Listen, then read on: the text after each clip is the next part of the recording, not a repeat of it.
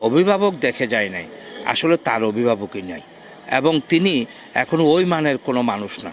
প্রথমেই আপনারা ছোট্ট একটি অংশ দেখেছেন ব্যারিস্টার সুমনের।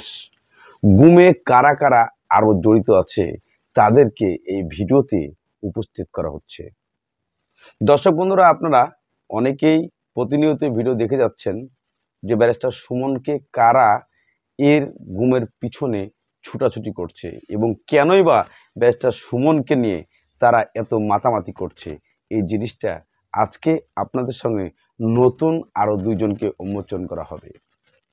দর্শক বন্ধুরা, ব্যারিস্টার সুমন বর্তমানে সংসদ সদস্য হওয়ার পরে থেকে তার লাইফে অনেক কিছু ঘটতে চলেছে, যা আপনারা ইতিপূর্বে প্রমাণগুলো দেখেছেন।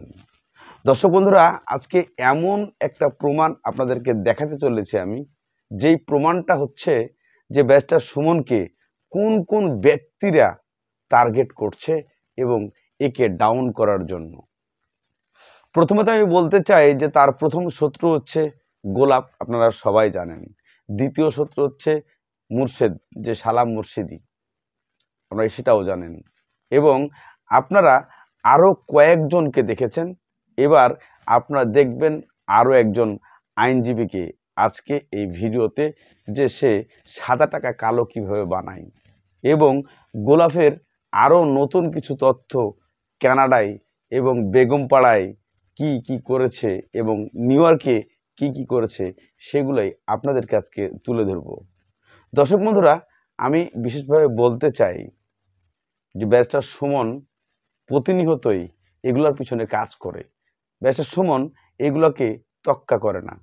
চলুন দর্শক বন্ধুরা, ব্যারিস্টার সুমন আমাদের এই বক্তব্যের আগে কি বলেছিল কোর্টের মাধ্যমে এবং কি চ্যালেঞ্জ করেছিল সেটা আপনাদেরকে একটু দেখাই। বঙ্গবন্ধুর পিছনে প্রতারণা করছিল, বেইমানি করছিল হচ্ছে গিয়ে খন্দকার মুস্তাক, আর আজকে বঙ্গবন্ধু কন্যা জননেত্রী শেখ হাসিনার সাথে এই বেইমানিটা করে গেল হচ্ছে গিয়ে এই আব্দুল সোবহান গোলাপ। বঙ্গবন্ধু কন্যা যেভাবে সারা দেশটারে যেভাবে কষ্ট করে মেগা প্রজেক্টের মাধ্যমে কাজ করে এগিয়ে নিয়ে যাচ্ছেন, এই গোলাপ সাহেবের মতো লোকজন এরা পুরা কলঙ্ক মেখে দিচ্ছে আমাদের। দর্শক বন্ধুরা, ইতিমধ্যে আপনারা ব্যারিস্টার সুমনের কিছু কথা শুনেছেন। সেই কথাগুলো শুনেই আপনাদের হয়তোবা অবাক মনে হচ্ছে।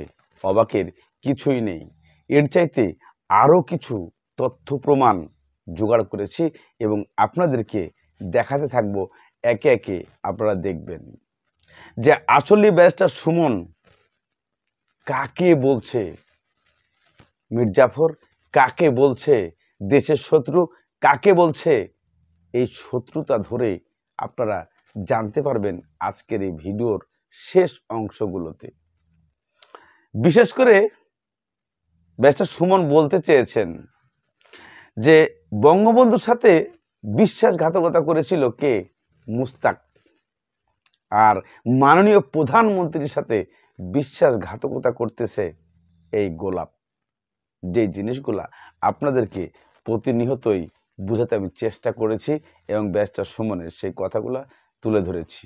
এবং নতুন করে আরও একজন ব্যক্তি ব্যারিস্টার সুমনকে উদ্দেশ্য করে বলেছেন যে বর্তমান কক্সবাজারের একজন এমপি, যে বলেছেন যে ব্যারিস্টার সুমনের অভিভাবক বলে কোনো কিছু নেই।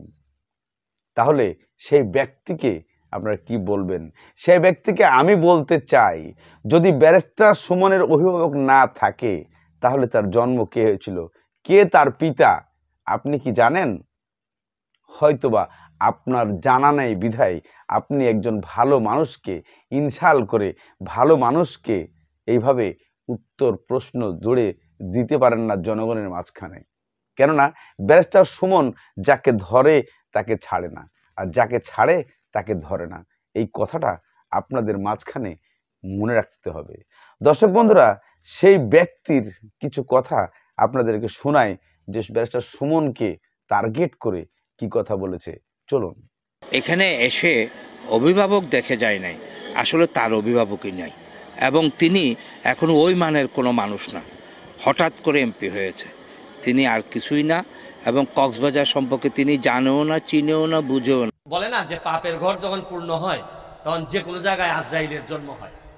আপনি মনে করেন যে ওনার জন্য এখন দুদক বা অন্যান্য যারা আমার মনে হইতেছে, আমার মন বলছে যে ওনার পাপের ঘর পূর্ণ হয়েছে, ওনার আর জবাব দেওয়ার জায়গা নাই। বাড়ি আছে ভাই, তুমি এমপি এই দেশে আর মাল বানাচ্ছ বিদেশে, এগুলা হবে না। দর্শক বন্ধুরা, ইতিমধ্যে উনারও কথাগুলো আপনারা শুনেছেন, কিন্তু সেই কথাগুলো শোনার পরে আপনার হয়তোবা অটোমেটিক মাথার মধ্যে একটু লড়বড় খেয়ে গেছে যে এই ব্যক্তি যদি বর্তমানে যে কথাগুলো বলছে সেই কথাগুলো কি আসলেই সত্য, নাকি এগুলো পুরোটাই বানোয়াট মিথ্যা বলছেন। যারা ব্যারিস্টার সুমনকে চিনেন, জানেন, বুঝেন, তারা এই কথাগুলো কখনো মানতে পারবেন না। তাই আমি অনুরোধ করব, যারা ব্যারিস্টার সুমন ভাইয়ের পক্ষে আছেন, প্লাস যারা সুমন ভাইকে ভালোবাসেন, তারা অবশ্যই কমেন্টে একটু এই লোকটাকে ভালো মন্দ কিছু আপনারা দিয়ে দিবেন। দর্শক বন্ধুরা, আমি বিশেষ করে আবারও বলতে চাই যে বাংলাদেশের আইকন বলেন, বাংলাদেশের ভালো মানুষ বলেন, বাংলাদেশের ভালো রাজনীতিবিদ বলেন, বাংলাদেশের ফাটাকৃষ্ট বলেন, ব্যারিস্টার সুমন অনলি অন একজন। This is my challenge. কিভাবে জানতে চান? যে পৃথিবীর কোনো এমপি মন্ত্রী নাই যে বরাদ্দ টাকা সে অনলাইনে আপনাদেরকে প্রকাশ করে, যা হাজারো হাজারো এমপি মন্ত্রীর মাথা নষ্ট করে দিয়েছে, হয়ে গেছে শত্রু, হয়ে গেছে গুমের পক্ষে, যা আপনাদেরকে মানতে হবে। আপনার পিছনে যদি আমি লেগে থাকি তাহলে অবশ্যই আপনি আমার পিছনে লাগবেন। তবে প্রশ্ন একটাই, আমি কেন আপনার পিছনে লাগলাম? ব্যারিস্টার সুমন কেন আপনাদের পিছনে লেগেছে? কথা জানতে চান? এটা অনেক দূর নিয়ে আসতে হবে। কারণ আপনারা যে সাদা টাকা কালো বানাতে চান, কালো টাকা সাদা বানাতে চান, সেইগুলাই ব্যারিস্টার সুমন তথ্য প্রকাশ করে দিচ্ছে, আর সেটাই হয়ে গেছে কাল।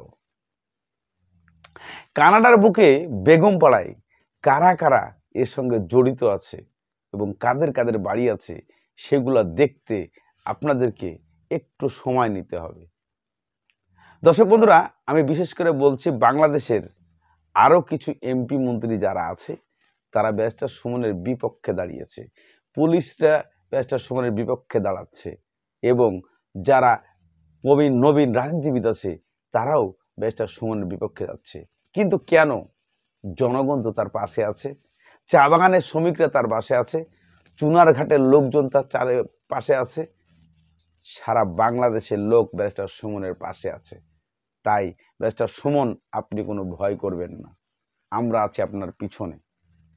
আপনি যত খুশি যেভাবে পারেন প্রতিবাদ চালিয়ে যাবেন,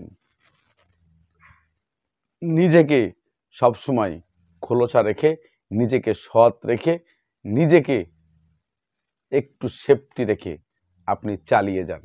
আপনার পিছনে অনেক অনেক জনগণ আছে, অনেক অনেক আপনার ফলোয়াররা আছে, অনেক অনেক আইনজীবীরা আপনার পাশে আছে, আর ইনশাল্লাহ আপনার পাশে এইভাবে প্রতিনিয়তই মানুষ থাকবে।